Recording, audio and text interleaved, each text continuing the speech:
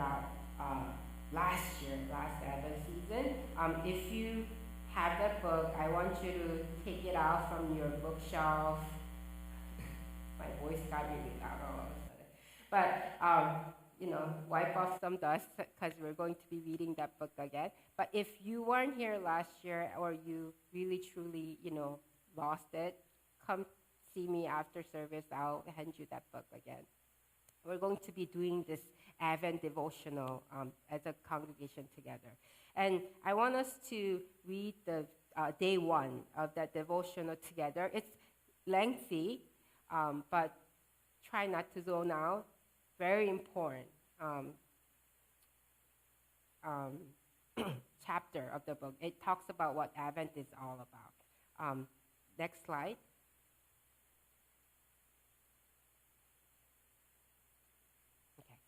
So the very first chapter of this devotional book, the title is called Prepare. And the verse that comes out with it says, Isaiah 43, in the wilderness, prepare the way of the Lord.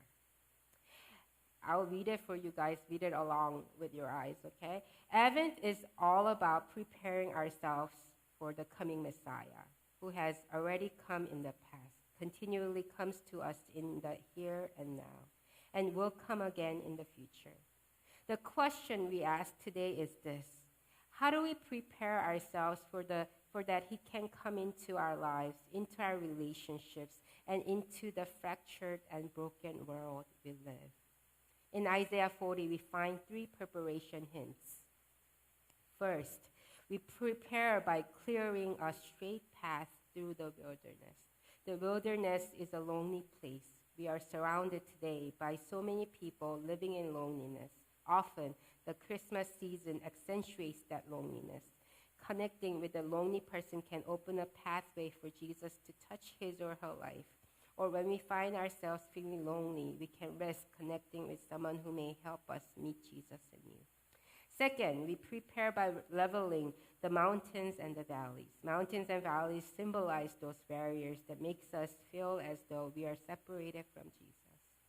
For example, such barriers may be hunger, poverty, unemployment, or mental health issues. Engaging these obstacles for ourselves and on behalf of others can prepare the way for Jesus to come to those who struggle. Third, we prepare by remembering we are like grass. Grass symbolizes our frailty, our vulnerability, and our weakness. We spend so much of our lives running from this reality, and we often miss the grace, mercy, and steadfastness of Jesus, who is strength in our weakness. Embracing the reality of our frailty opens up possibilities for encountering the living Christ. Advent holds before us the challenge of preparation. Are we interested enough in Jesus, who makes our path straight through the wilderness, who levels the mountains and the valleys of our lives, and who reminds us that his words will stand forever?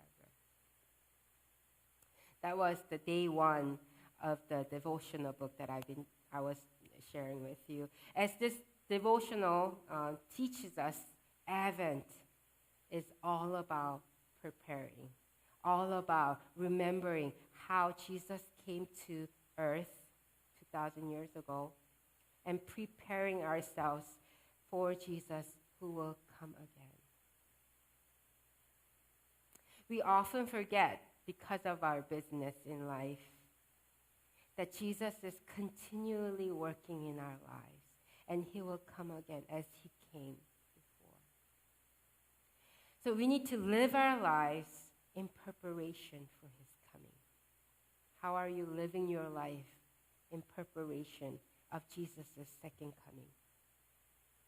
This is the whole point of the Advent season. Okay, so that was part one of my sermon.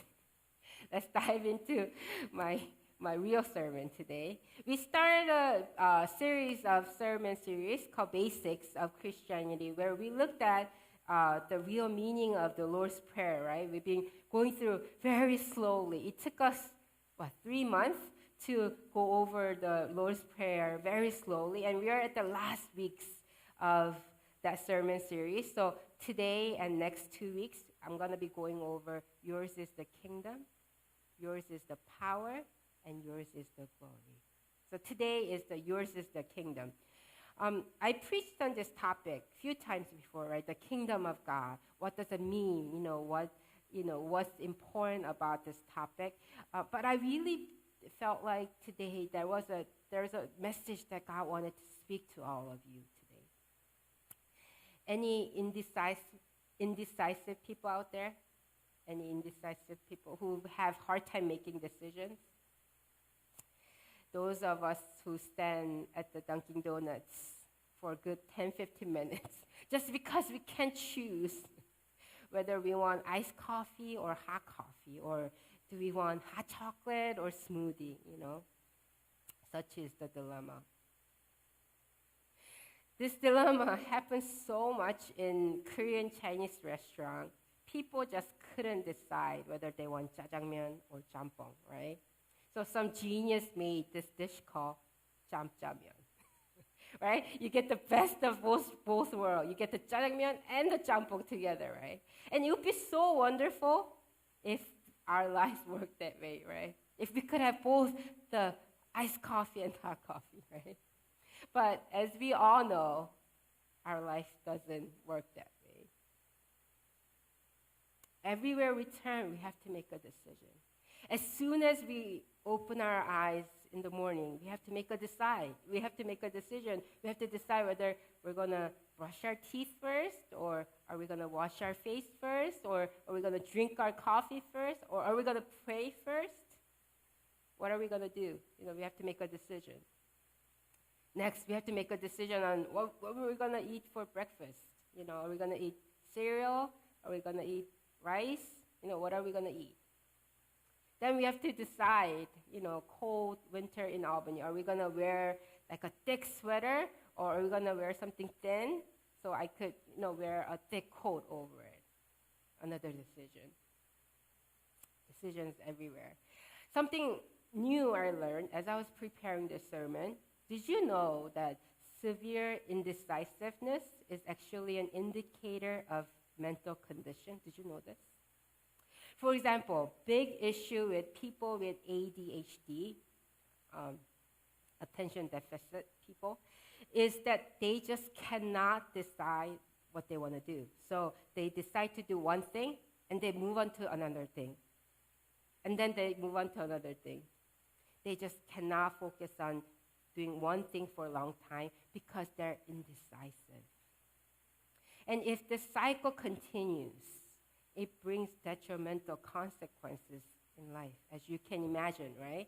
If one person does one thing and then quickly, within 10 minutes, if they move on to another thing, they can't really accomplish anything, right?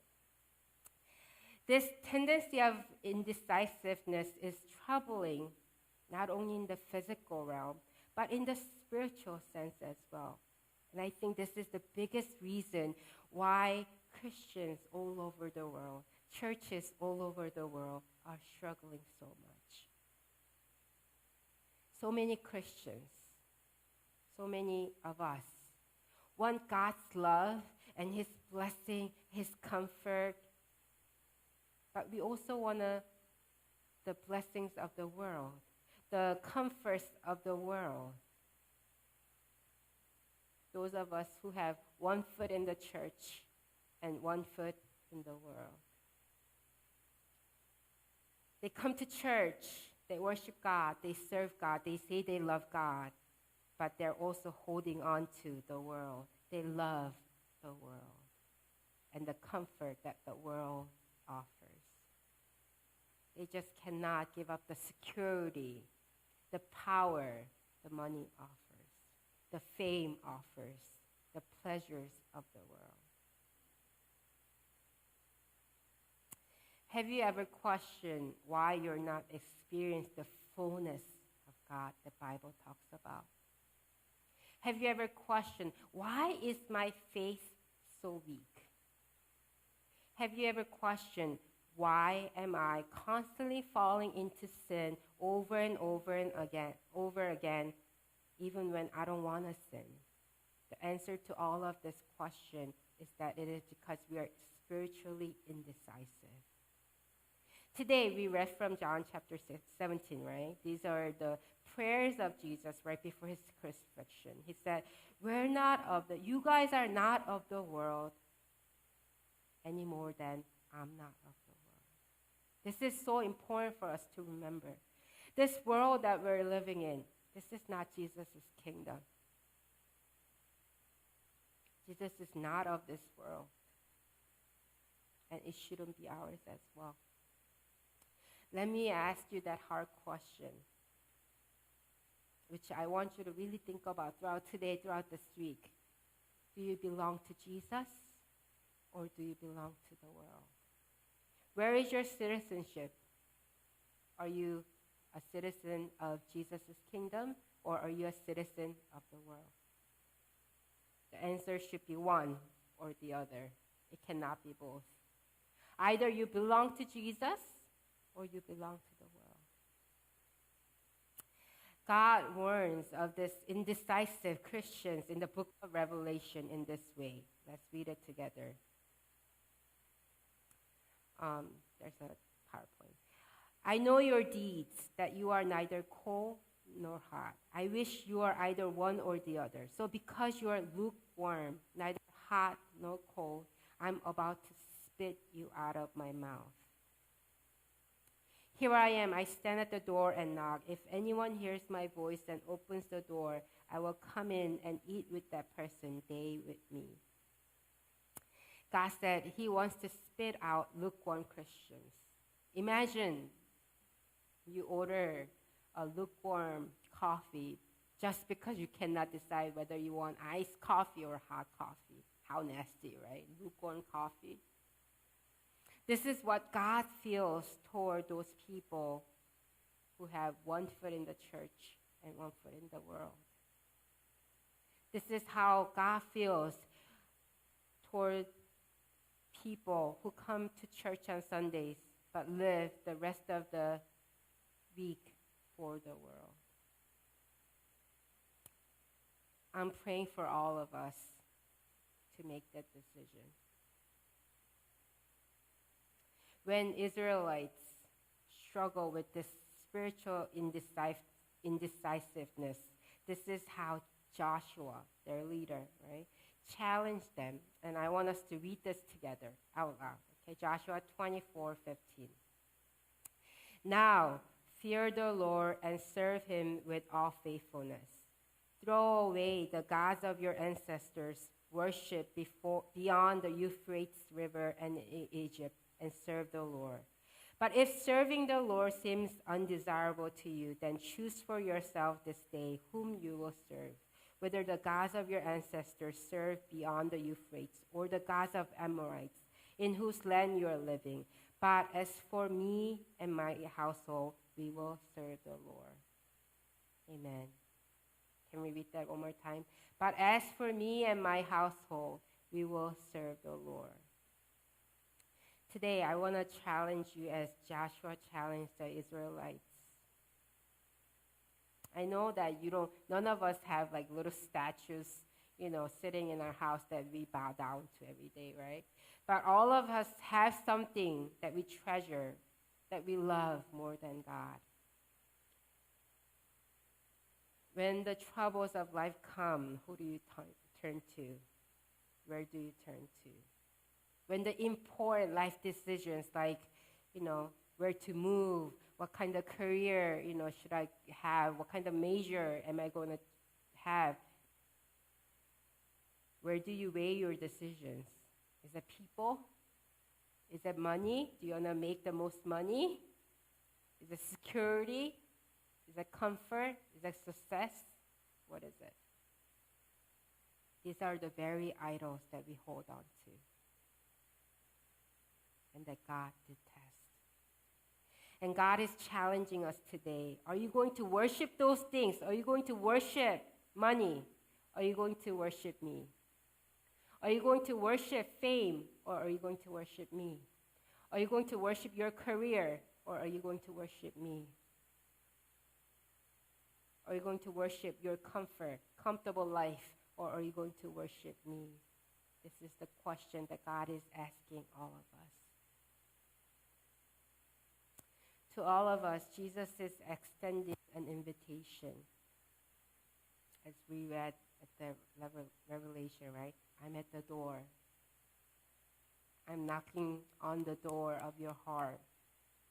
I'm ready to be your king. I want you to be in my kingdom. I want you to be my kingdom citizen. Come, eat with me. Spend time with me. Would you accept his invitation today? Let's all bow our heads. Can we take some time to pray, reflecting upon the questions that I've been asking you throughout the sermon? Let God speak